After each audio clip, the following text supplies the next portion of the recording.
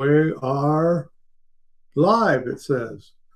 Oh my goodness, Julie Allen Consulting. Really? And she's a golfer. We think of you, Julie. What we're Yeah. doing is just starting and we're reading the comments. And we have a judo coach. And we've worked with Julie Allen Consulting for many years. Oh yeah. She's like a scratch golfer or Oh, better. we know she's a very good golfer. There's Yeah, she's sandbags very in the good. audience here. She's used the matrix and taught people on the links. And so we will go through and and we will go through the link below. It says Hack Matrix Performance Coaching System. We have a new course we've developed that you can sign up to. And it's the gateway to our Friday. We used to call them masterminds. Yeah. What do we call them now? Mastermind. Yeah, it's mastermind. Coaching like mastermind. Yeah. Yeah, coaching mastermind. So you can do that.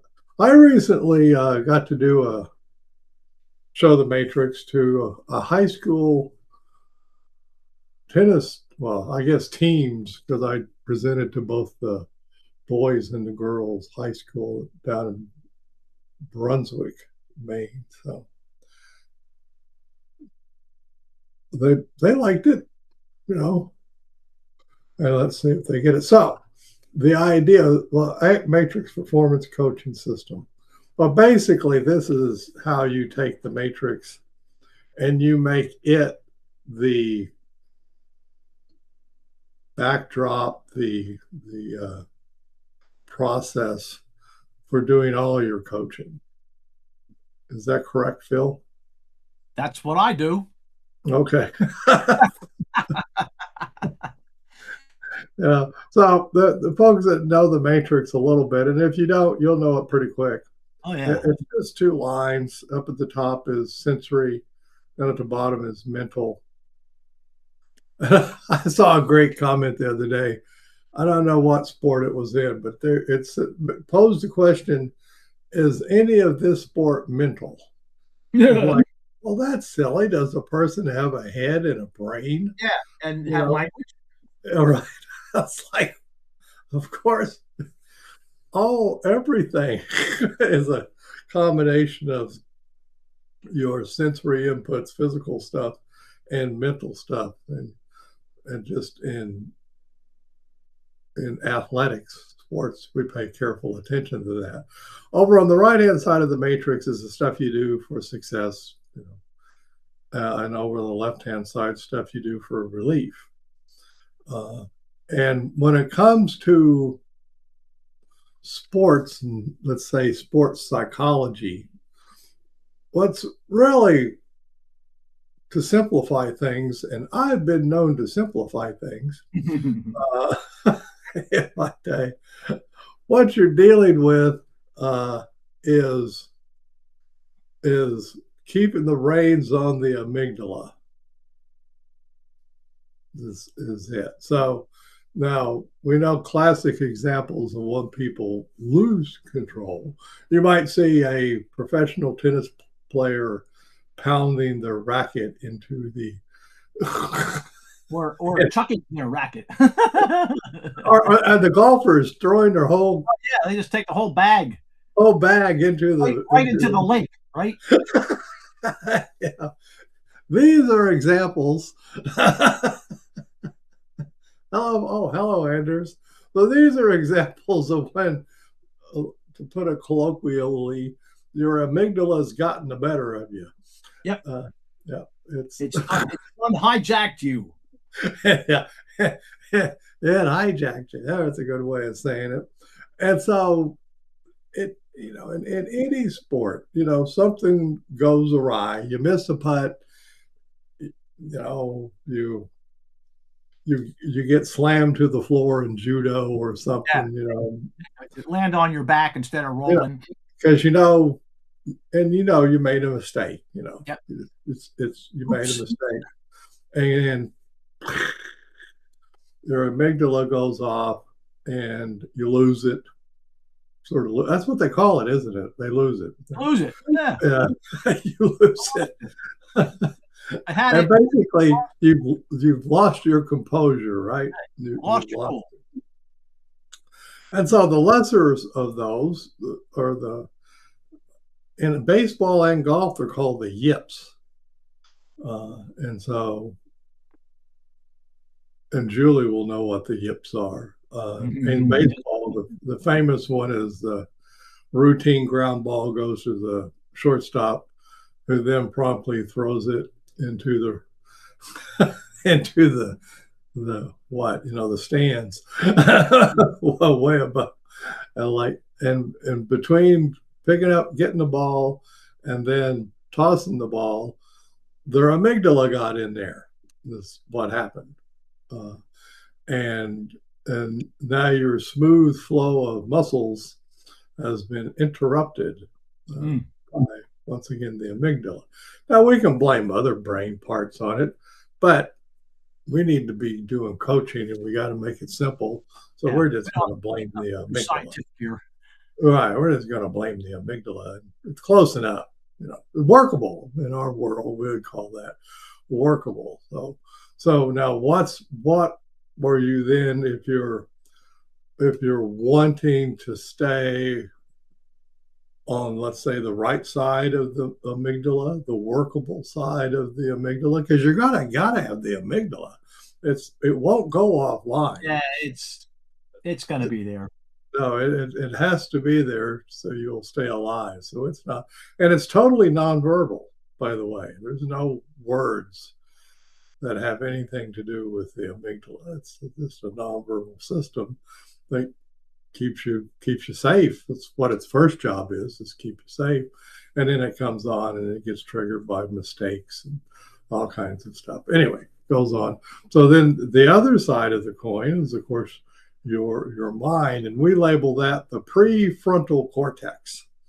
Oh yes. The fancy name for it is the prefrontal cortex, the part that does the planning, strategizes, right? You do any strategy in your Aikido work, Phil? Oh yeah. Yeah. And it's the stuff you do, when you're not on the mat, you strategize, because once somebody comes at you, you need to do whatever. Yeah, you gotta just go. You got to go, right? And the same with baseball or whatever. Once it goes and a ball's coming at you, yeah, you need to have learned the strategy, overlearned the strategy, as a matter of fact. Repetition, right? Reps, call them reps, and that's the prefrontal cortex. So what we're doing is we work with people to do this, to set up a system where you're thinking about the matrix first. So you're putting your practice drills, for physical practice drills, underneath it. So that lower right, what do we want to do, or what do you want to do in terms of sports? I mean, the high school kids got it perfectly. We want to win, but that's ta-da. and of course, and then somebody that talked about relational frame theory. That's the theory of language and cognition that this is all based on. And relational means words are related to lots of things. So what's related to win? It's called entailed, by the way. Lose, that's what it is. Over here on the other side. See? Right, and once you get lose in there, now your amygdala's gone off and you get afraid of all kinds of stuff. And maybe you get the yips, maybe you take your ball and go home. You do whatever, but that can happen. So we're saying, just frame the whole thing up, and what we're doing, basically, we'll tell you what we're doing, is over practicing the matrix, so that every single practice, and probably more than once per practice, you have people run through the loop, like Phil just drew. And it begins with who's important to you. And so, and I had the kids. By the way, almost all the kids said that their parents were important to them. So I felt pretty good about that. Now, they may have been saying it because I was an old guy, and so they knew I'd like hearing it. But I don't know. Okay. They said it. If they say it, it's going on the board, folks. It goes on the board, right? Yeah. It goes on the board. And we talked about, yucky stuff. It took a little bit to get them the hang of that, fear and anxiety and stuff. And then, the stuff, the favorite things you do for relief. And then the favorite things you do for success, which, of course, in our world, in this coaching world, is practice. The number one thing we think of is if we want to win, we got to practice. Of which there is a lot of merit to that. Yeah. No doubt about it. Lots of reps. But we're also going to repeat that cycle, that loop over and over and over and over again. And so in the heat of battle, you've lost a point, you're behind in the game. Your amygdala is getting twitchy. Yeah, you're good way of putting it. Amygdala is getting twitchy, yeah. and it's like, well, then, I mean, what our thing is one of the best things is that if you over practice this diagram, you can simply think to yourself, who's important to me? Right there. And everything else goes off on its own. You don't have to go through the rest of the loop. The loop takes care of it. Goes off, and it brings your prefrontal cortex back online, back, slightly ahead of the amygdala. Hopefully decreasing the twitchies, the twitchy amygdala, we'll call it. I like that, twitchy. Yeah, so, twitchy. That's what we're up to, folks. And we talk with people about it. We did some videotapes about it. How you do, not videotapes, that's an old term. They don't even have those anymore, do they? we shot some videos and recorded them in the cloud, and you can watch them about how to set up this system, what we call a system. So it's what you see, and I saw one just the other day, and it actually sounded pretty good.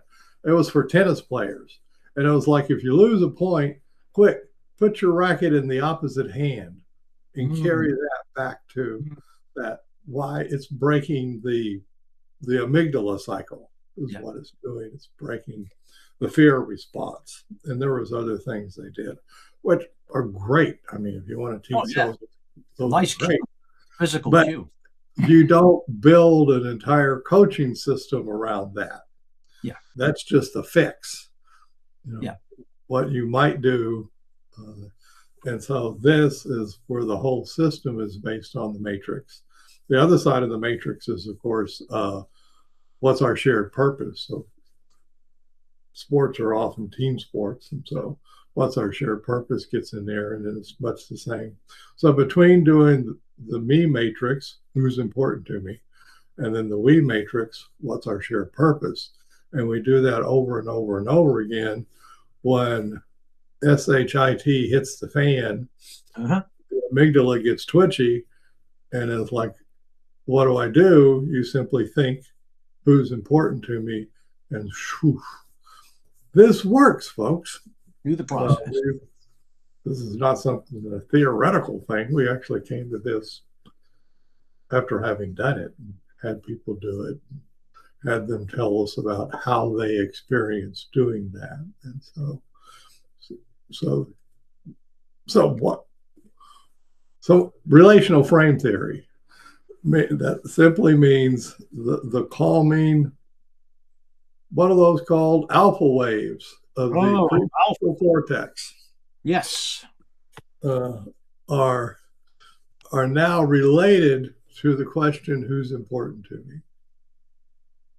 go together. That's what's going on.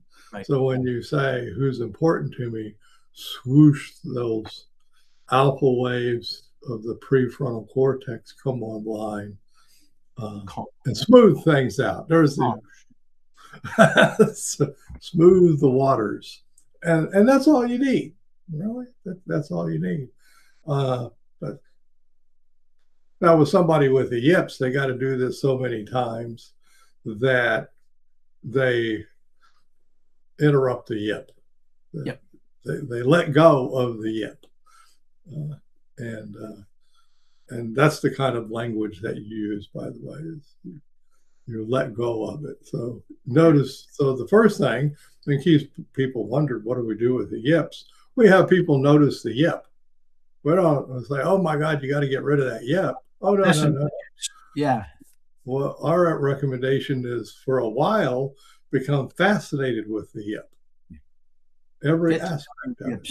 Get to know your yips. Get to know your yips. We may have done a video on that. There's probably a past crowdcast. Yeah, past video, but getting to know your yips. So you get to know it so well, it becomes familiar, and you can let it go. Yeah. You can let go of the yip and not worry about fighting it off. So once again, that would be part of a system. You've over-practiced the matrix. You've over-practiced noticing yucky stuff, i.e. the yips. Well, the yips is actually upper left, but you're noticing the left side. And in noticing that over and over and over and over, what shows up is the basics for what this is all based on, which is acceptance. Yep. You've just practiced noticing the stuff of the left side, including yips and stuff, so much that you accept them. They're matter of fact. We love that word.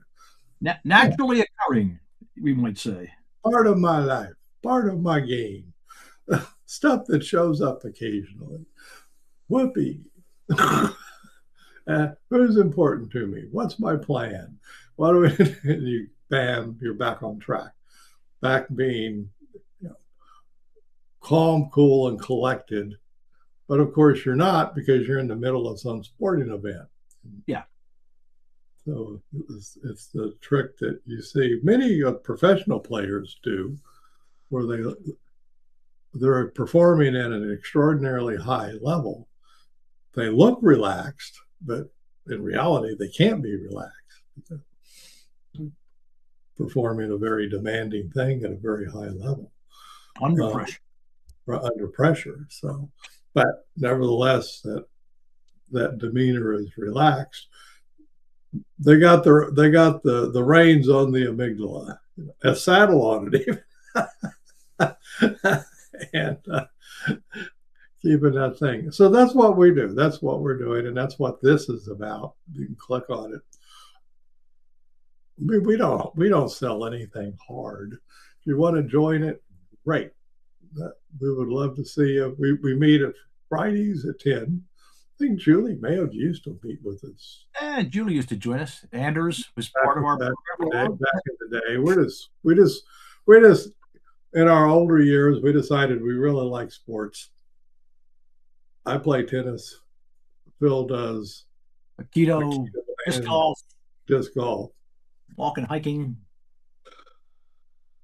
Well, all that. We just like sports. We like doing it from that. It's a nice group of folks to work with, because they always have a goal in mind. They're always moving forward. They know what they're signing up for. Right. They were good conversations. Yeah. We continue. So now, Julie, it would be like we would talk about golf. We would talk about tennis. We would talk about Aikido. We would talk about disc golf, anything, basketball, football, water polo, soccer. Why am I saying these is because these are things that the matrix is already in. And people come our way. Yeah. So we're mixed martial arts. Yes. you already know. Consult with those folks. And of course, now I've added tennis players to my repertoire. I've been a tennis player forever, and it took me till this last week before I ever got in front of tennis players. So there you go. You never know. But it's what they call it. Oh, they said this is a great way to reset. Yeah, that's the word, reset. That's and a nice. Your kids, your middle schooler said that. Yeah, good. They I, got it. I promised them I would steal that. Yeah. No, absolutely. Right. Because and that's what you do. You reset. You get, a lot of these sports, you got a break between innings or quarter or something. Yep. Tennis, you change sides or even you're just waiting to serve. You know, you got 30 minutes to serve. 30 minutes, yeah, sure. That would not be right. 30 seconds to serve. But so you can think of who's important to you. Voila, boom. You're back. You're reset. Hit reset. And reset means prefrontal cortex first, amygdala second. Now, somebody says, no, Dr. Polk, I don't know if that's scientifically true. And I will go, yeah, I'll give you that. Yeah. However, the annals of sports, it works. You just know that it works. Yeah, that works, right? And that languaging about it. Now, our first question before we got on, it was about coaching Aikido and how RFT might, not Aikido, sorry, Judo. How RFT, well, what he meant by RFT, what's his name? Graham. What Graham means is relational frame theory, meaning you utter a word out of your mouth and then other words that are related to it, get triggered, get enhanced, but your emotional responses to the word are now triggered. And so we all know that. So when we say the word lose, boom, we have all that. If I say two words, anxiety attack, yikes. And in most annals, like in baseball and golf, nobody wants to utter the word yip. Oh yeah, no, that's verboten. Verboten. You don't say that word. That would be a big bad jinx thing. You would not, especially baseball. You never. Those people, man. No way. They got superstitions out the wazoo. No. So you're gonna have to do a ritual if you even think about it, right? Yeah. So I'm as casually as I say yips. I understand that for the people inside of those sports, particularly baseball, maybe they're heavily loaded, right? But so yip, it has a term. So it is important to what we call using flow language, because we're always talking about getting in the flow, right? So so you'll hear people say you need to fight off your inner thoughts. Phil and I would not say that. Nope. Because fight has lots of connotations to it.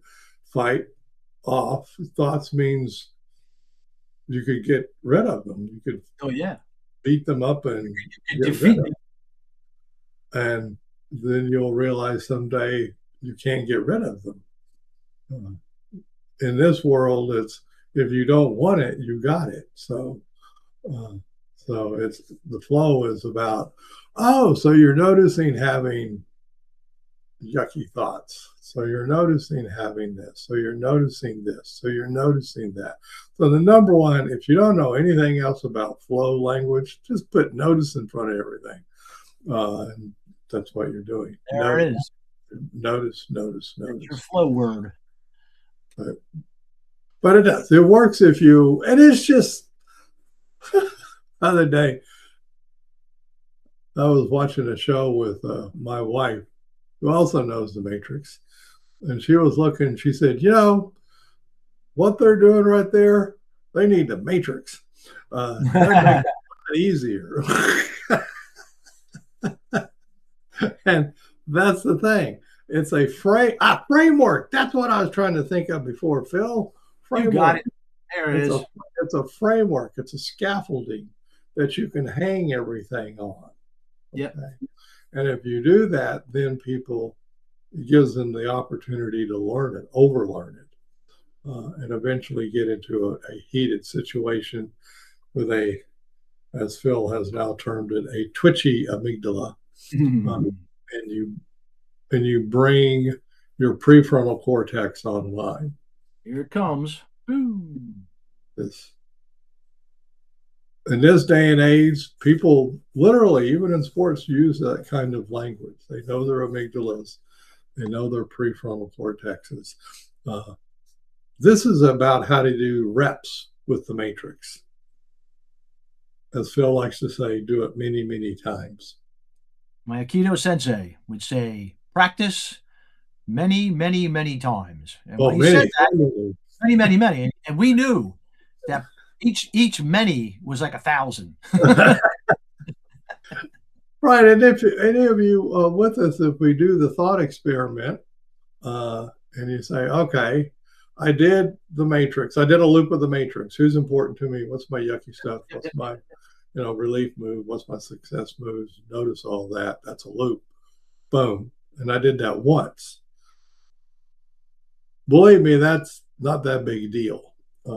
It's just one, and it's literally one rep. It would be like picking up a 5-pound weight once. Yep. Right. One curl. I'm done. Done. Right. Or one throw of the disc golf. Done. I'm done. Yeah. I'm ready. I'm ready for the tournament now, right? Yeah. And they're like, no, you need a lot of reps. And so then if you go to the other side and say, well, what if I had asked myself and answered, not in the heat of the moment, but when you had time to do it, ask, who's important to me and what's my yucky stuff and what's my favorite relief moves and what can I do for success, and noticing all that stuff. And I did that 10,000 times. Would your life be different? Hey, Julie, maybe Julie's still here. She's still on. Yeah, she's still chatting. How would your life be different? And we're not talking any sport. You just did that rep. You did 10,000 reps of that loop. Who's important to me? What's my yucky stuff? What's my relief moves? What's my success moves? And I'm going to notice all that stuff. What happens? I know she's not on. She did write something else. In golf, there is a shot beginning with S that no one wants to say, sometimes called the unmentionable. Well, I know about unmentionables. She used that in Harry Potter, right? The name that cannot be spoken. Life would be very different. Been talking to a group of accountants today about this, right? And that's the thing. It's like Shank. I knew what it was. You're going to that. But yeah, I mean, it's this weird thing. Maybe it's not weird. I guess it's not weird. But yeah, you take those 1, 2, 3, 4 questions, and then remind yourself to notice all of them. And you do that a bunch of times, 1,000, and then 2,000, and up to like 10,000 times. And it's one of the few things I can say, almost say definitively, your life will have changed. You'll have a different stance to this life. Phase 3 Lab School. I like that name. Yeah, she's working with wrestlers. Little third grade wrestlers. I thought all third graders wrestled, but that's okay. I think hers is organized. Yeah, I think they're trying to do something with those wrestlers. They're talking to a guy about wrestling just the other day. Not third graders, the Midwest wrestlers or eat up with. Yeah. Once you notice what's important, you can always do what's important, right? Yeah, that's it. Yeah. This came from that little trick came from Phil and I's in our own life. It's like, oh heck, I don't know what to do next. Okay, I'll think of who's important to me. There you go. Oh, there. Now I know what to do next. That's what we're talking about. That's the reason. Hello, Aaron. Oh my God, Aaron's around too. Man, this is old home week. We ask our wrestlers, try that again, wrestlers to focus on process, not results. Oh yeah. And by the way, that's what this is. We also explain to them that losing is an important part of the process. Every tournament is just another practice session. How would you fit on the matrix? Go for it, Phil. I would say you try it out. That's what I would say. You're coming up with something as you're asking the question. Well, I mean, while you were given that speech, phase 3 lab school, yeah, you undoubtedly have a team meeting, right. And so you throw a whiteboard up and you throw the matrix up, yes. And and you throw the elements, and you relate it all to the wrestling terms and wrestling in tournaments and all like that. And it's like, and you relate it like, okay, so losing's part of this. As a matter of fact, losing's part of every sport. Okay.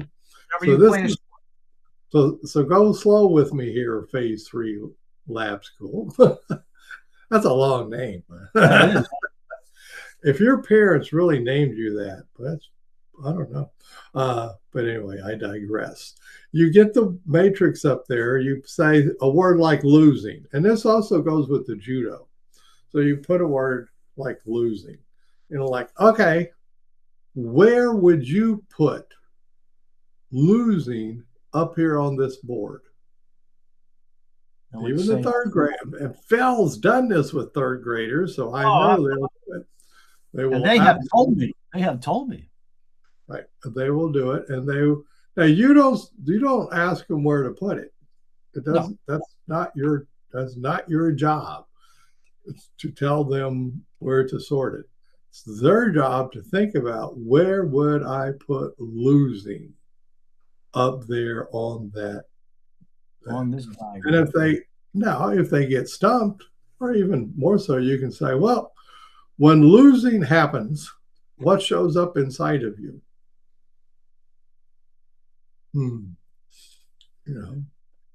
I don't like it. My boyfriend or girlfriend's going to dump me. I don't know. Okay. I get mad. I get upset. All kinds of stuff can show up. It can be related to, there's our RFT language again, related to losing. So you discuss it that way, taking those words and putting them into the process of the matrix. And then say losing and going to a tournament, and one or more of you losing is part of the process. Maybe the whole team loses. Well, that's also part of the process. A process of wrestling that's been going on for many, many decades. Teams show up, they wrestle, and sometimes they win and sometimes they lose. Right. And next year we'll do it again. Or even next week. Next week. That's what we mean by a process.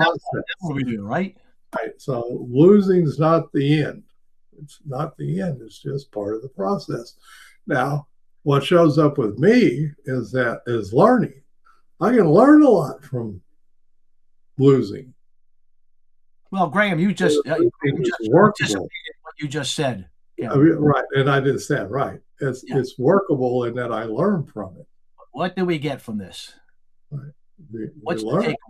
Right. And then you can go in, what did we learn from the loss? which is also part of the process. Right. And that's part of the process, right? So,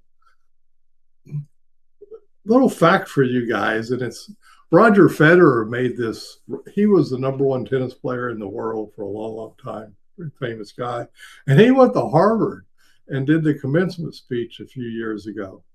And it's a really good one. Whoever, I'm sure he didn't write it, but he delivered it really well.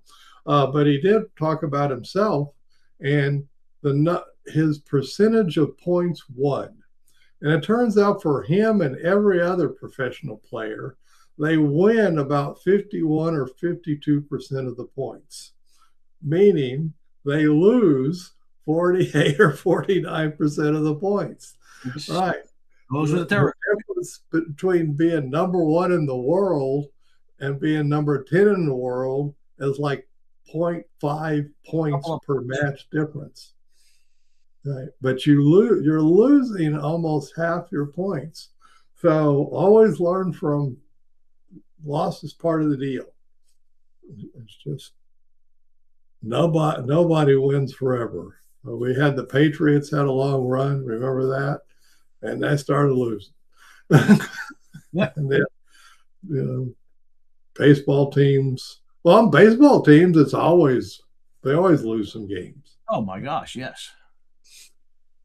So it's losing is part of the process, and that since the matrix is a process, you want to relate that and it's acceptance, folks. It comes from what we know from RFT, relational frame theory, is that when you don't want words or you don't want feelings, and you'll say, well, I'll just avoid those. Well, it does not work. It's not.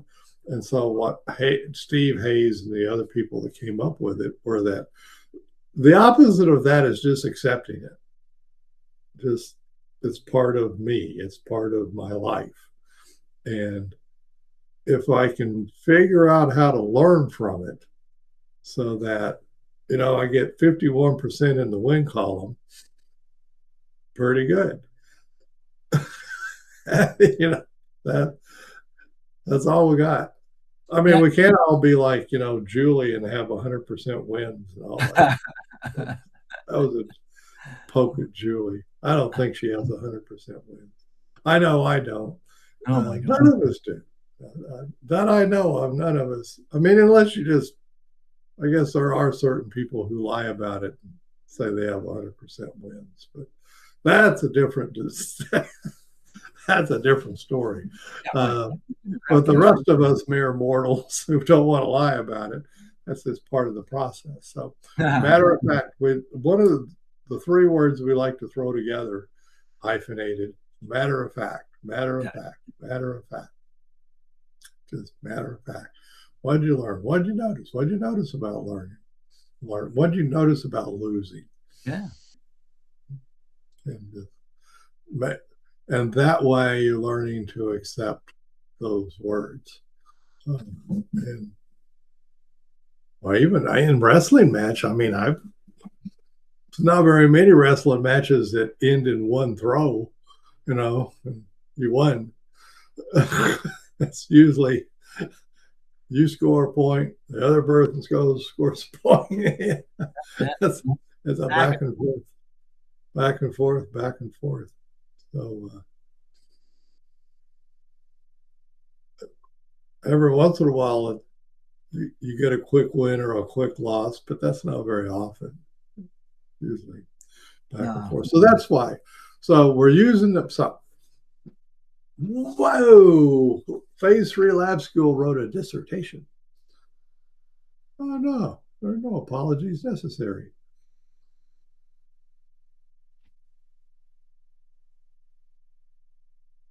Given the fact that generalization doesn't happen,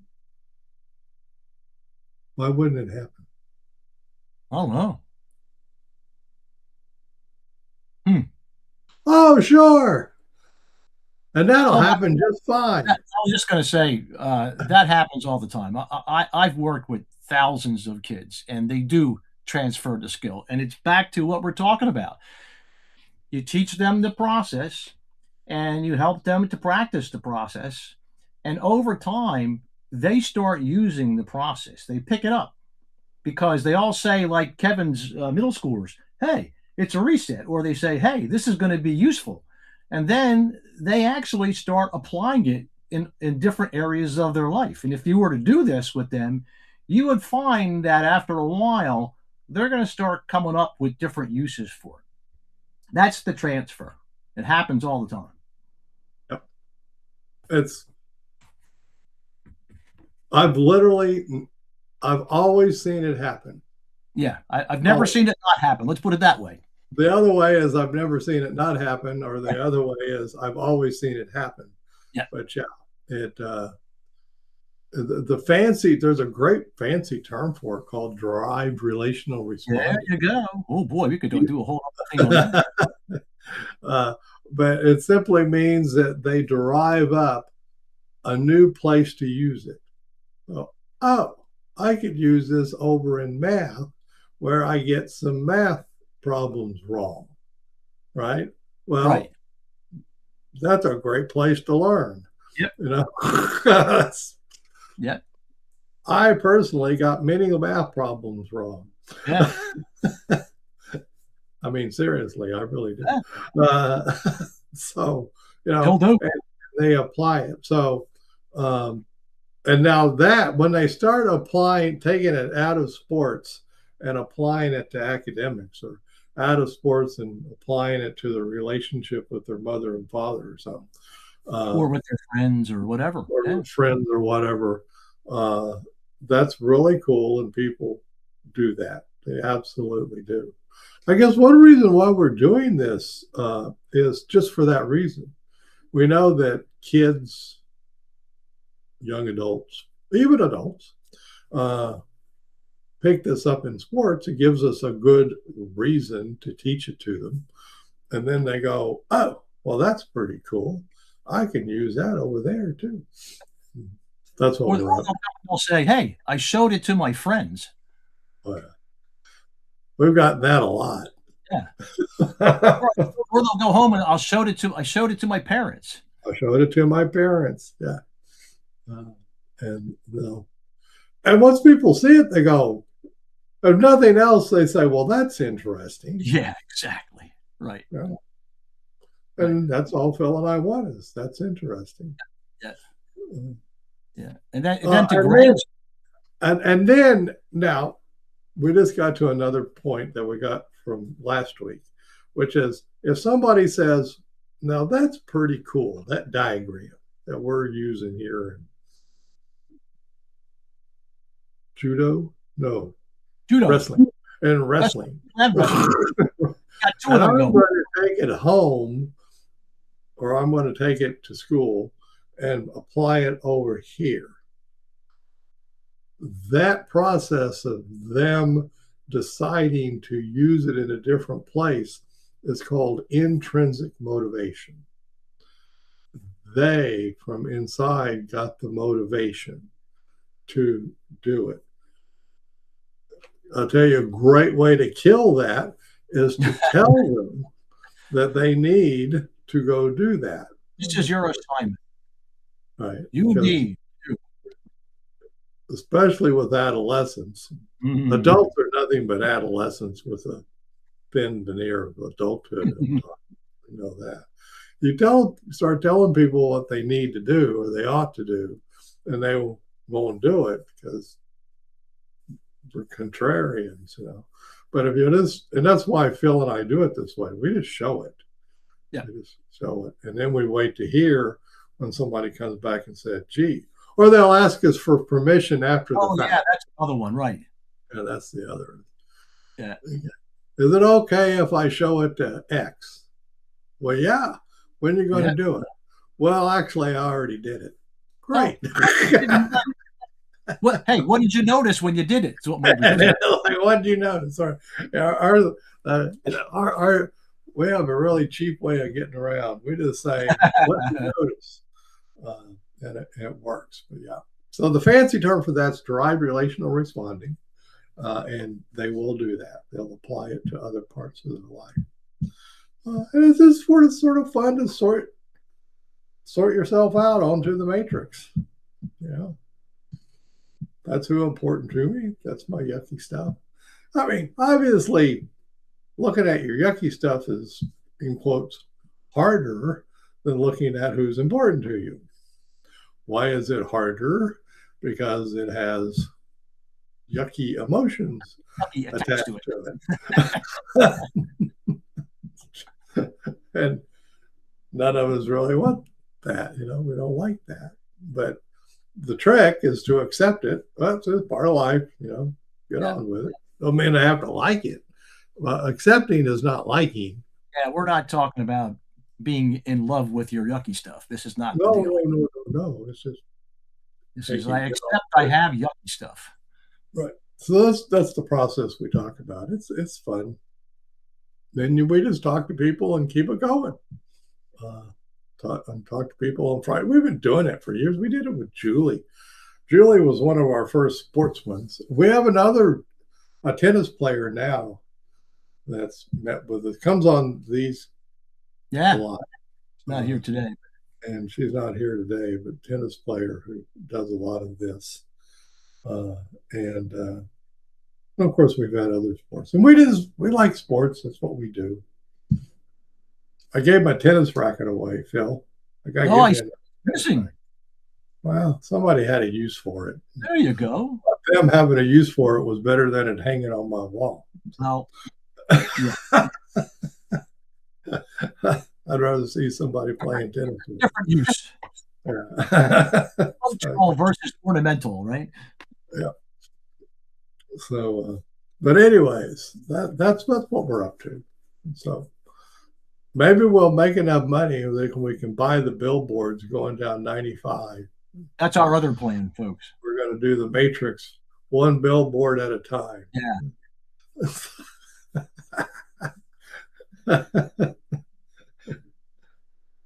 A slightly different perspective is to get kids to coach their peer. Oh man, that's a good one. Been there and done that too. Yeah, it's a lot of fun. Yeah, I guess that's tantamount. But if you haven't been with us, what we oftentimes do in presentations, if the setup's right, is that we'll show people the matrix and then have them show it to each other. And so and then you having them coach each other is right. Further extension. Yep. And then you can take that, we're coaching each other. I would love to chat with you about it. Oh, sure.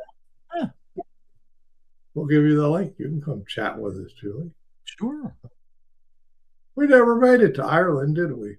No. Of course, we haven't traveled much at all. I've been homebodies recently. Became homebodies. We have tennis and aikido and disc golf close to our houses. So. Yes. Heck, I even have a disc golf course not even a mile away. Oh, do you? No kidding. I could almost walk there. Oh, there you go. Maybe I'll go do that someday. I'll go out to Dick's Sporting Goods and give me a bag of discs. Yeah, just get a starter pack. A starter pack of discs. Yep. Yeah. You just really need one.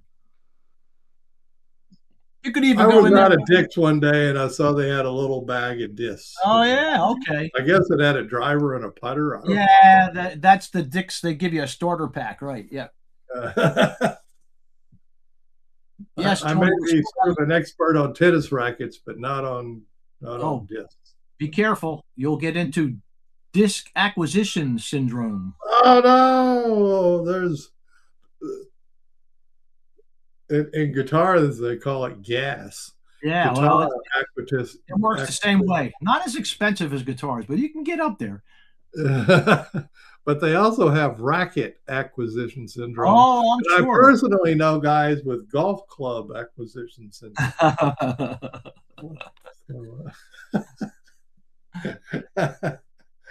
It's that if I just get the right club, right, the right disc. That's all I need, right?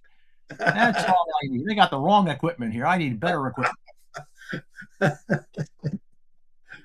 And for the most part, it doesn't work. But, it's better than drinking your money away. I'll have to go. Great to see you. Yeah, we'll talk to you soon, Yeah. and everybody. Good to see you. We'll be back. We'll do another one. I hesitate because what is this? It's the end of March. We'll probably be here next week. Yep. Yeah, we'll more than likely be here. But it'll probably have to do with coaching and athletics and stuff like that. Because we're like AM talk radio. We like talking about sports. Right. We just don't talk about junk. I'm not much into that. Anyways, you guys have a good time. Go coach your sports. Put the matrix up first thing. We tell you, just put it up first thing. You'll be amazed at what your